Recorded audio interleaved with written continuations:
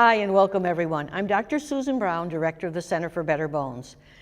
At the Center for Better Bones for now 2 decades and more, we have been working to develop the world's best holistic natural program to build bone mass, to maintain bone mass, and even to reverse osteoporosis. There's several components to this Better Bones, Better Body program. They involve nutrition, obtaining all the 20 key nutrients, and developing our alkaline for life diet. It involves stress reduction, it involves building digestion, it involves even working with the androgen in the hormonal system, and of course it involves exercise. Today we're going to talk about the exercise component of the Better Bones, Better Body program, and I'm going to show you a little bit about what one of our clients was able to do. We can say safely that anytime we build muscle, we build bone. But there's certain types of exercise that place more load on the bone. Certain ways we move or lift weights that actually load the bone, load the hips, load the shoulders, load the arm, whatever. And when we load the bone, we actually bend the bone a little, and that causes a signal to be sent to build bone. Recently, I wrote about one of our clients named Cyndi, who was a health enthusiast all her life, but at 65, she found she all of a sudden lost a lot of bone, even though she was doing a kind of standard exercise program. So she began researching, and with the inspiration of her son, a trainer, she decided to do serious weightlifting, what you could call technical weightlifting, very similar to the Olympic weightlifting we used to see on the TV. Cyndi did this weightlifting program for 1.5 years, and she gained an unbelievable 20% in the neck of the hip, a 10% in the total hip, and a 5% in the spine. These were really remarkable and actually unprecedented gains. When I wrote about this, many of you asked, what did she do? How did she possibly do that? So we have written a comprehensive blog on her whole program, the evolution of how she moved from regular strength training and aerobic to this more intense strength training that led to her bone gains. But a lot of you ask, what exactly did she do? What were the exercises? So today, I have with me Heather Felice. Heather is a student in nutrition. She's just finishing her degree in nutrition at Syracuse University. We're lucky enough that she works with us when she has a little extra time. Heather's helped develop many of the fine materials we produce at the Center for Better Bones.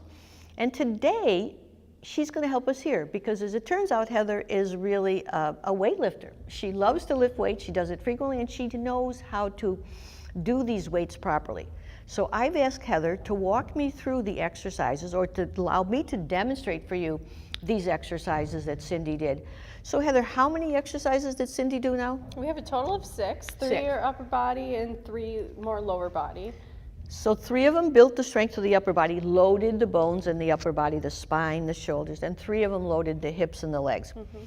Okay, friends, well, you'll have some fun. I'm stepping up to the bat here and going to show you these, even though I do all kinds of exercise, but I haven't done a lot of weightlifting like this before. So you're going to see what a novice looks like when they try this, and Heather's going to make sure we have at least proper form.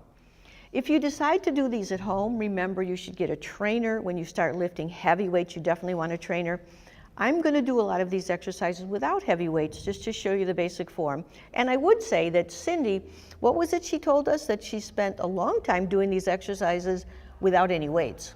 Yeah, she spent about a month at home, or maybe at the gym, but just teaching herself the form to make sure that she wouldn't get hurt when she did add weight. So just like when I do a squat, you can imagine doing it, but without any weights. And that's what she did for a whole month. The form is very important. Okay, have fun. You ready, Heather? We're ready. Let's do it. So one of the upper body exercises that Cyndi did was a farmer's carry, which involves you walking with a dumbbell in each hand, or you can also use a kettlebell or a weighted plate.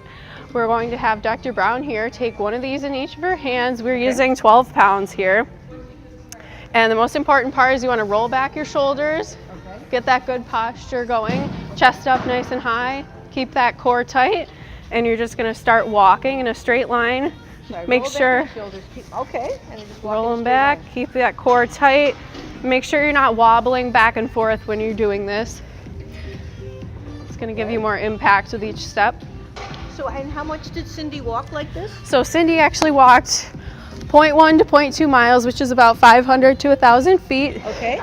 And she worked up to using 25 pounds in each hand, actually. Okay, so Cyndi had 25 pounds in each hand. I have 12, and she walked about 500 feet? Mm-hmm. Okay, so that's how it is, the farmer's carry. So our next upper body exercise is the suitcase carry. It's very similar to the farmer's carry, except you only have one weight in your hand. So just as like if you were going to carry a suitcase through the airport, you're going to keep your core tight.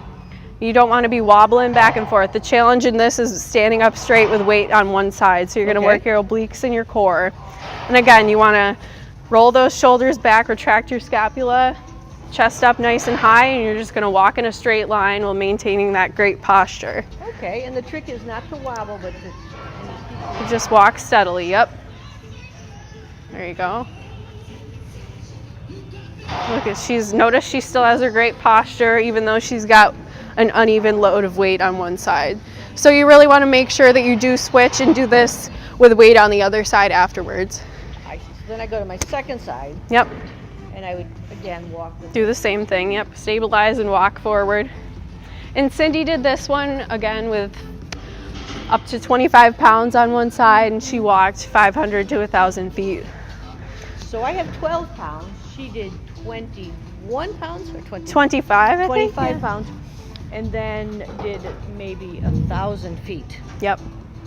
So over time, she built up strength to carry much more weight than I'm carrying and to go long distances. Yeah. 1,000 feet.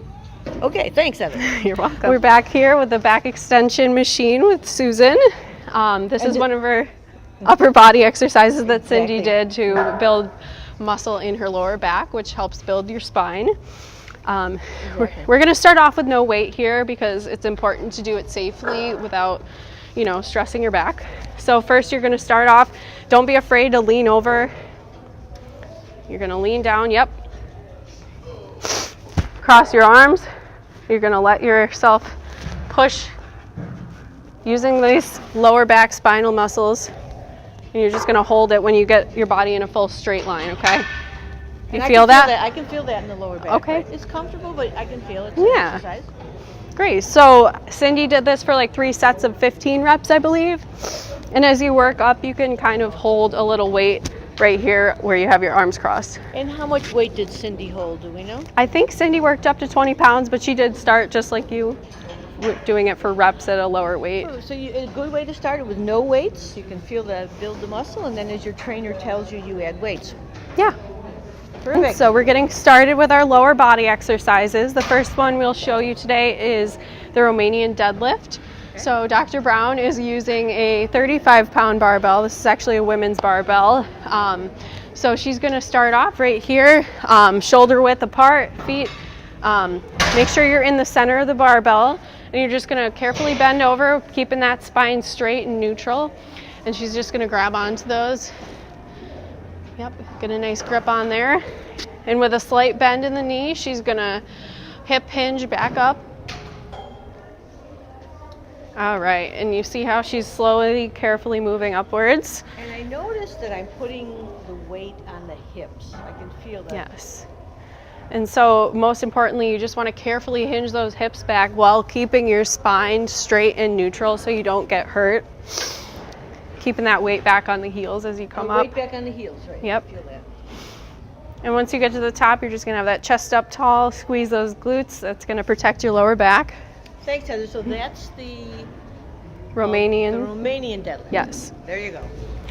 All right, our next lower body exercise is the conventional deadlift. Okay. It's called a deadlift because you start at the ground, it's dead weight, you're going to pick it up straight off the ground. That's the difference between the Romanian deadlift and the conventional. So the most important thing with this, you are picking something up off of the ground that's heavy. So you're going to want to keep great posture in your back, rolling those shoulders back, retract your scapula, and just bend over with your back staying straight. Okay. Get a little squat motion in there, hinge your hips back, bend down and grab your butt's back. Yep. Weight her on your heels so you're not going to fall forward. Okay. You grab up on that bar. Yep, there you go. And I can feel the weight in my heels and my leg. Yep, your weight should be right on your heels. When you get to the top and squeeze those glutes, keep your shoulders back. Squeeze the glutes, okay? Yep. And then you're just going to slowly hinge those hips back and start going back down, bending those knees. Yep. And then you're right back at the beginning.